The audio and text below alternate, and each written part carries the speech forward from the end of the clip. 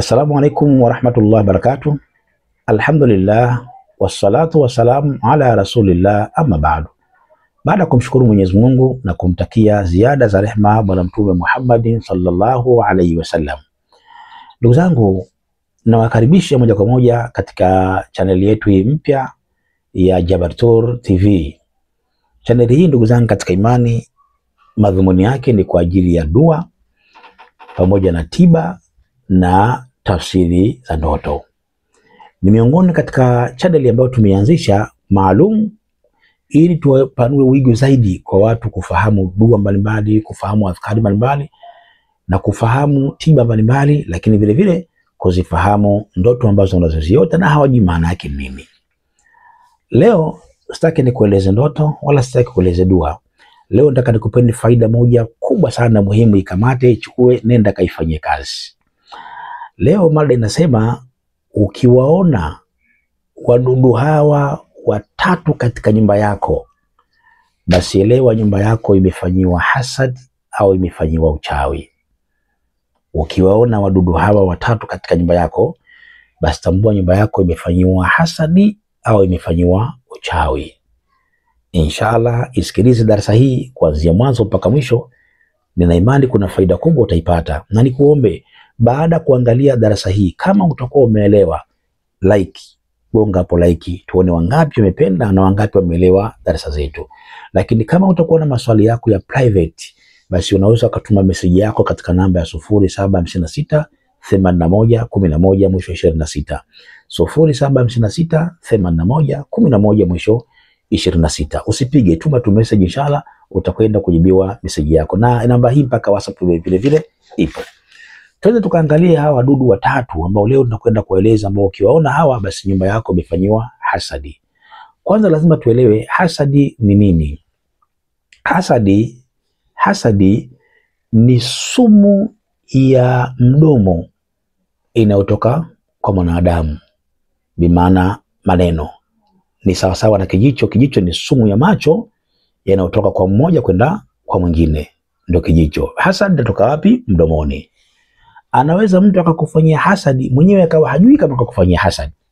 Na inshallah baada ya video hii, video itakayofuata, nitakuja kuelekeza namna gani, njia rahisi ya kumtibia mtu mwenye hasadi kama unamfahamu na bila yeye mwenyewe kujua. Nitakuja kukuletea baada ya video hii biidhnillah taala.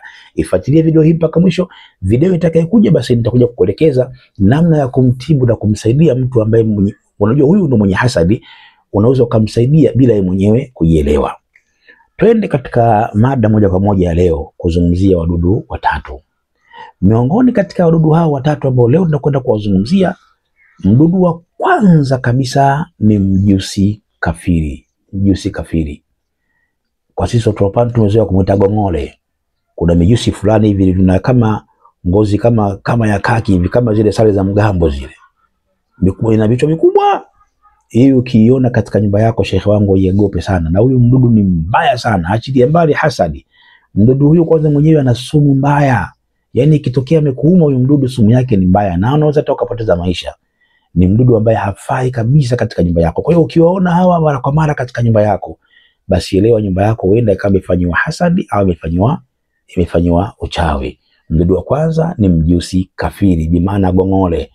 Ukiliona hili basi haraka sana litoe au tia sumu waue. Na hawa ni miongoni katika wadudu ambao tumeamrishwa tu waue. Huyu ni mdudu wa kwanza biidhnillah taala. Mdudu wa pili ambao ukimuona naye huyu hafai, hiyo nyumba yako imefanywa hasadi, ni nge. Nge ukiwaona katika nyumba yako wamesambaa sana mara kwa mara, wanaonekana mara kwa mara, basi haraka sana nyumba hiyo ifanyie dua. Fanya ruqya katika nyumba yako, soma sana suratul Baqara katika nyumba yako. Mwenyezi Mungu Subhanahu wa Ta'ala akuepushe na akondolee mazonge hayo ambayo kwamba tumeeleza kupitia katika video hii biidhnillah Ta'ala. Nge, huyo ni mdudu wa ngapi? Mdudu wa pili katika wale watatu ambao leo tunakwenda kuwaeleza.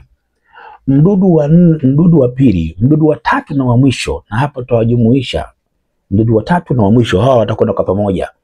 Ukiwaona sana wadudu chungu wale, siafu, na ukawaona mende sana katika nyumba yako, na hasa katika nyakati za asubuhi. Yani ukiamka asubuhi unashangaa unakuta lundo tu la mende katika masofa, katika nini, Tena muda mwingine nyumba yako ina shirikbo, yani ina kila kitu, lakini unaona wadudu wa ajabu ajabu. Kwa ukiona si hapo sana katika nyumba yako, yani nyakati zile za asubuhi, lakini jioni huwaoni, alafu kuna kipindi unakuwa huwaone kabisa, hujatia dawa wala hujatia nini, lakini huwaone kabisa.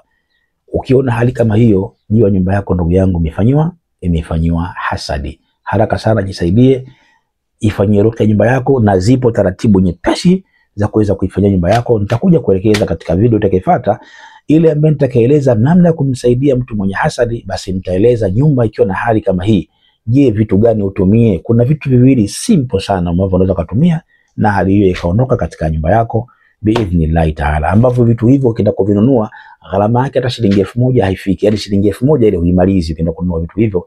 Nitakuelekeza katika darasa itakayofuata baada hapa. Cha msingi subscribe channel yetu, kuna mengi mazuri yanakuja kupitia katika channel hii ya Msimbo Online TV. Wassalamu alaikum warahmatullahi, kupitia katika channel yetu ya Jabal, katika channel yetu ya Jabal Tour. Samahani, kupitia katika channel yetu hii ya Jabal Tour kuna mengi yanakuja, inshallah utakwenda kujua. Wassalamu alaikum warahmatullahi wabarakatuh.